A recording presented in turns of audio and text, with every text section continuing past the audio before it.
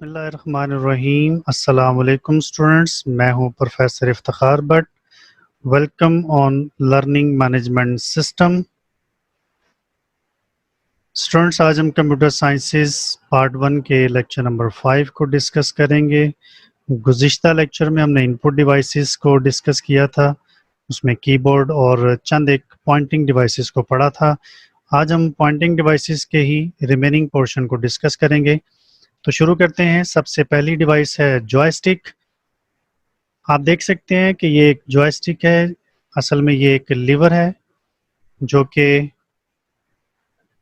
ایک بیس کے اوپر ماؤنٹ کیا جاتا ہے۔ یہ ایک لیور آپ دیکھ سکتے ہیں، یہ ایک بیس کے اوپر ماؤنٹ ہے اور اس پہ لگے ہوئے بہت سارے بٹنز ہیں جو ڈیفرنٹ فنکشنز کے لیے استعمال کیے جا سکتے ہیں۔ عام طور پہ کمپیوٹر کے ساتھ جوائے اسٹک کو گیمز کھیلنے کے لیے استعمال کیا جاتا ہے۔ جو گیم لورز ہوتے ہیں وہ زیادہ تر گیم کھیلنے کے لیے کمپیوٹرز میں جوائے اسٹک کا استعمال کرتے ہیں، لیکن اس کے ساتھ ساتھ کمپیوٹر ایڈڈ ڈیزائن، اگر آپ کوئی ایسی پروڈکٹ ڈیزائن کر رہے ہیں جو کمپیوٹر پہ کی جا رہی ہے تو جوائے اسٹک آپ کی بہت زیادہ ہیلپ کر دیتا ہے اس پروڈکٹ کو ڈیزائن کرنے کے معاملے میں۔ اس کے ساتھ ساتھ اگر ماؤس نہ ہو تو آپ جوائے اسٹک کو بھی ماؤس کے متبادل کے طور پہ استعمال کر سکتے ہیں۔ نیکسٹ ہے ٹچ پیڈ۔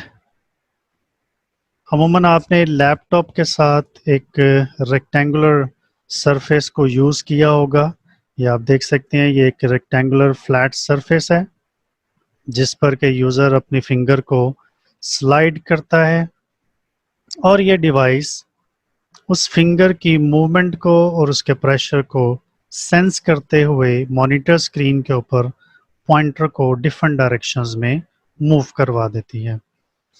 اگر کسی آئٹم کو سلیکٹ کرنا ہو تو یوزر اسی ایریا پر فنگر کو ٹچ کرتا ہے، اور اگر کسی آئٹم کو ایکسپلور کرنا ہو تو اسی ایریا پر فنگر کو 2 مرتبہ پریس کر دیا جاتا ہے، یا اس میں لگے ہوئے ان بٹنز کو یوز کر کے بھی بالکل وہی فنکشن پرفارم کیا جا سکتا ہے جو ماؤس میں موجود لیفٹ اور رائٹ بٹن یوز کیے جاتے ہیں۔ عام طور پہ ٹچ پیڈز کو لیپ ٹاپ یعنی پورٹیبل کمپیوٹرز کے ساتھ استعمال کیا جاتا ہے۔ یہ ہمارے اس کام کو زیادہ آسان کر دیتا ہے۔ اگلی ڈیوائس کی طرف چلتے ہیں، یہ ہے ٹچ اسکرین۔ اسٹوڈنٹس، اب یہ ٹیکنالوجی بہت زیادہ عام ہو چکی ہوئی ہے، جیسا کہ آپ کے موبائل فونز ٹچ اسکرین ہو چکے ہوئے ہیں۔ بہت ساری ہوم اپلائنسز جیسے washing machines, microwave oven, یہ بھی ٹچ اسکرین ٹیکنالوجی کو یوز کر رہے ہیں۔ اسی طرح کمپیوٹر کے ساتھ بھی ان اسکرینز کو یوز کیا جاتا ہے ان پٹ کرنے کے لیے۔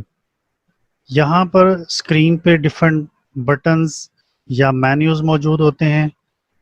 یوزر اپنے اس فنگر سے اس مینیو کو یا بٹن کو ٹچ کرتا ہے اور پھر اسے کمپیوٹر میں انپٹ کرنے کے بعد پروسیس کر دیا جاتا ہے اور اس کا آؤٹ پٹ اسکرین پہ ڈسپلے ہو جاتا ہے۔ ٹچ اسکرین میں ایک لیئر موجود ہوتی ہے جس میں بہت ہی مائنر سا الیکٹریسٹی کرنٹ ہوتا ہے جو کہ ہمیں ٹچ کرنے پر فیل نہیں ہوتا۔ یہ سگنل دیتا ہے کمپیوٹر کو جب یوزر یا کوئی بھی شخص اسکرین کو ٹچ کرے، تاکہ کمپیوٹر کو پتہ چل سکے کہ اسکرین کے کون سے ایریا پر ٹچ کیا گیا ہے۔ تو یہ ٹچ اسکرین یاد رکھیے گا ان پٹ کے لیے بھی استعمال کی جاتی ہے اور آؤٹ پٹ لینے کے لیے بھی اسی اسکرین کو یوز کیا جاتا ہے۔ اس کے بعد ہے لائٹ پین۔ یہ آپ دیکھ سکتے ہیں، یہ ایک عام پین نہیں ہے بلکہ یہ کمپیوٹر کے ساتھ وائر کے تھرو اٹیچ کر دیا جاتا ہے۔ اس کی ٹپ کے اوپر ایک ایل ای ڈی ہے جہاں سے لائٹ نکلتی ہے اور وہ لائٹ اسکرین کے اوپر کسی بھی امیج کو سلیکٹ کرنے کے لیے استعمال کی جاتی ہے۔ یوزر لائٹ پین کو اسکرین کے کسی بھی ایریا پہ جا کے جہاں پہ وہ آئٹم موجود ہو، اگر اس کو سلیکٹ کرنا ہو تو اسکرین کے اس ایریا پہ جا کے لائٹ پین کو فوکس کرتا ہے اور اس میں موجود اس بٹن کو پریس کر دیا جاتا ہے جس سے وہ آئٹم سلیکٹ ہو جاتی ہے۔ تو عام طور پہ انجینئرنگ فیلڈز کے اندر یا جو گرافک ڈیزائنرز ڈفرینٹ امیجز یا ڈفرینٹ ڈیزائنز کو تیار کر رہے ہوتے ہیں وہ لائٹ پین کا استعمال زیادہ کرتے ہیں۔ اس کے بعد ہے ڈیجیٹائزنگ گرافک ٹیبلٹ، جس کو آپ عام طور پہ ٹیب کا نام بھی دیتے ہیں۔ اب یہ بھی موبائل فونز کے اندر یا دوسری ٹیکنالوجی کی شکل میں ہمارے پاس موجود ہیں۔ یہ آپ دیکھ سکتے ہیں، یہ ایک گرافک ٹیبلٹ ہے، اس پہ موجود یہ ایک سٹائلس، جس کی مدد سے اس ایریا کے اوپر فری ہینڈ رائٹنگ یا ڈرائنگ یا ڈیزائن بنایا جاتا ہے، یا اس ایریا پر موجود کسی بھی امیج کو سافٹ ویئر کی مدد سے شیڈنگ کرنے کے لیے یا ڈفرینٹ افیکٹس ایڈ کرنے کے لیے بھی استعمال کیا جاتا ہے۔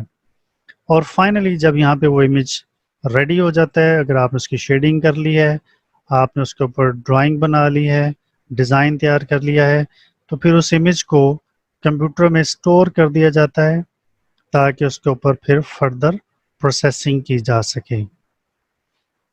آخر میں ہے پین بیس سسٹم۔